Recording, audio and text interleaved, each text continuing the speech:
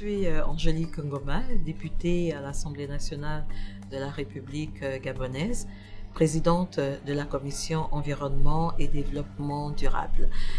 Il faut dire que mes obligations précédentes, dans ma qualité de membre du gouvernement, de différents départements ministériels tels que les affaires sociales, la promotion de la femme, la famille, la protection de l'enfance, le travail, la santé, la défense nationale, la lutte contre le sida, tous ces éléments m'ont bien évidemment donné une certaine sensibilité pour être à côté des défavorisés, des démunis et d'aider à promouvoir une certaine ligne qui permet bien évidemment de développer l'entraide autour de soi. Donc cette faculté, au-delà de l'encadrement pour les hommes, qui d'une manière générale nous emmène à protéger donc notre environnement qui implique bien évidemment le pilier social, le pilier économique et le pilier humain. Et pour ça, l'espace dans lequel nous évoluons doit être sain, nous devons respirer un air sain et que les espèces qui sont aussi dans cet environnement doivent être protégées. Mais comment les protéger au détriment de l'homme? Quelles sont les actions qu'il faut mener pour que, même si on parle de progrès ou de développement industriel, on puisse tenir compte aussi de la survie, de la protection de certaines espèces animales. Donc, cela nécessite la mise en place d'un certain nombre de politiques, l'implication de la chaîne des acteurs qui part des communautés villageoises aux grands décideurs pour faire en sorte que les mesures qui soient prises puissent effectivement être appliquées sur le terrain.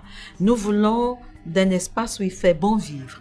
Nous voulons d'un espace où, au-delà de la limitation des frontières, nous puissions nous entendre pour défendre un intérêt commun, celui qui cadre bien évidemment dans la protection de l'environnement, la défense des espèces fauniques, la lutte contre les crimes fauniques, la protection des communautés, mais aussi, comme on le dit, voir au-devant le développement du pays, puisque nous sommes en phase avec les 17 objectifs de développement durable qui placent l'homme au centre de toute décision.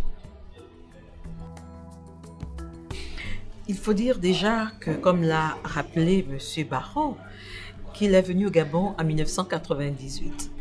Qu'avec le président Omar Bongo Ondimba, ils ont fait venir la grande sommité en matière de développement américaine Colin Powell, qui a visité les parcs nationaux et qui s'est étonné de voir ce bel espace et de constater que le Gabon a consenti près de 11% de son territoire national en parcs nationaux pour protéger donc l'espèce humaine. Ça va animal. Donc ça va de soi que le Gabon et partant ses institutions doivent mettre en œuvre des actions multiformes, développer des coopérations multiformes pour que des actions en synergie puissent être menées pour la protection de la nature. Et nous pensons humblement que le caucus, avec nos partenaires américains et autres, doit nous aider à toucher les populations où elles se trouvent, doit nous aider à asseoir des stratégies de lutte contre les crimes, contre l'environnement d'une manière générale, pour que les actions ou la politique que nous développons puissent bien évidemment trouver un socle. Parce que prendre des mesures, c'est bien, les appliquer, c'est encore mieux. Et les appliquer en tenant compte des actions sociales ne peut que nous emmener à un avenir meilleur. Vous voyez un peu tous ces océans que nous traversons pour nous rencontrer.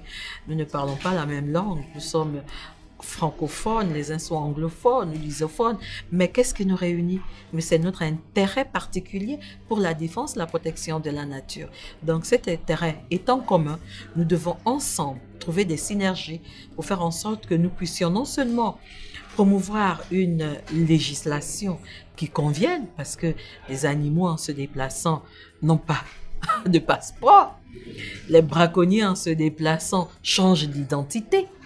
Et nous pensons que l'humanité étant une, nous devons travailler ensemble pour que les stratégies qui sont prises puissent effectivement être appliquées sur le terrain et que la protection tout azimut puisse trouver bien évidemment son répondant. Mais comme dans toute action, non seulement on a besoin de l'homme, mais on a aussi besoin d'un encadrement. de ceux qui maîtrisent la matière et de ceux qui ont les moyens pour aider à la concrétisation des actions que l'on met en commun. Donc, les différents donateurs, les différents partenaires doivent nous aider en cela. Protéger la nature. Le bassin du Congo est reconnu comme deuxième poumon de l'humanité. Le Gabon en fait partie. Comment réunir cette stratégie, cette synergie de la région Afrique centrale? Je vous dis déjà qu'à la suite du lancement du caucus Gabon, beaucoup de collègues parlementaires sont intéressés par la mise en place aussi d'un caucus dans leur pays et ils voudraient connaître la procédure suivie par le Gabon pour en arriver à ce stade, comme il a été proposé et souhaité aussi que pour une meilleure accessibilité des préoccupations de l'environnement, qu'il y ait un bureau, par exemple, du Programme des Nations Unies pour l'environnement dédié à l'Afrique centrale. Donc, dédié à l'Afrique centrale pour être plus proche de cette sous-région, pour que nos préoccupations soient aussi prises en compte. Et c'est parce que nous en avons réellement besoin. Bon, nous pensons que le caucus est considéré comme un outil supplémentaire pour la protection de l'environnement. Et cela nous sied parfaitement. Vous avez pu noter d'ailleurs l'engouement des autorités du Gabon, partant du président de la République au président des institutions, tel que le président de l'Assemblée nationale, qui a voulu personnellement marquer de son empreinte l'ouverture et le lancement de ce caucus en apposant sa signature sur l'acte de création du caucus. C'est un engagement fort.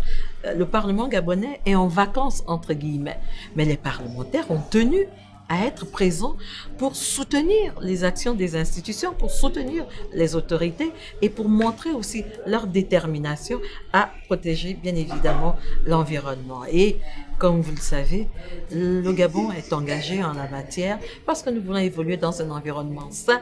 La terre ne nous appartient pas.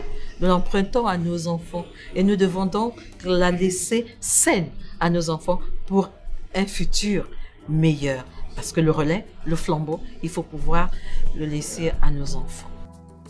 Nous venons de promulguer la loi d'orientation de l'environnement qui a tenu compte de l'évolution. Parce que nous avions certes une loi sur la protection de la nature, mais qui datait de plus de 30 ans. Il fallait donc l'adapter non seulement parce qu'il y avait d'abord les objectifs du millénaire pour le développement et que maintenant nous avons les objectifs de développement durable et que dans le cadre de cette synergie de développement durable, il y a bien évidemment des préoccupations à prendre en compte parce que, comme on le dit, autant c'est l'être humain qui est à l'origine des stratégies à mettre en place, mais c'est encore l'être humain qui contourne les stratégies que l'on met en place pour une meilleure protection de notre environnement. Donc nous pensons que pour cela, notre combat est d'abord l'intégration, la participation des communautés aux décisions qui sont prises. Notre préoccupation, c'est de faire en sorte que dans toute action qui soit menée, même allant dans le sens de l'industrialisation, que l'on tienne compte de l'espèce environnementale. Notre préoccupation, c'est de faire en sorte que dans toute stratégie de développement, on doit tenir compte de l'aménagement des espaces sains pour que nous puissions bien évidemment évoluer dans un environnement sain. Notre préoccupation est de faire en sorte que tout en ouvrant une route, que cette route passant au milieu d'une forêt, par exemple, ne puisse pas détruire l'environnement, que l'on tienne compte de toutes les espèces qui y vivent, que l'on harmonise le développement avec le souci du développement durable, puisque en tant qu'État partie à plusieurs conventions, que ce soit on parle de l'eau, on parle de la mer, on parle des fleuves, on parle des lagunes, on parle de la route.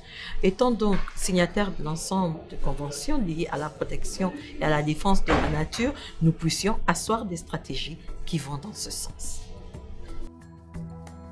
Je voudrais dire merci à l'ICCF Group et à ses responsables. Merci de leur disponibilité. Merci d'avoir cru aux parlementaires gabonais. Merci d'avoir accordé une importance aux institutions gabonaises. Merci de soutenir nos autorités dans leur engagement pour la protection de l'environnement. Les changements climatiques sont là. c'est une réalité. Les femmes, les enfants paient un lourd tribut en la matière. Les populations sont extrêmement exposées. Et si le monde ne se réunit pas, si le monde ne se soutient pas pour faire en sorte que la déclaration qui a été adoptée à Paris et signée déjà par près de 187 États puisse être ratifiée, alors nous n'avons pas compris la nécessité de défendre notre planète. Nous avons besoin de parler d'un même langage, nous avons besoin de regarder dans la même direction pour protéger notre planète.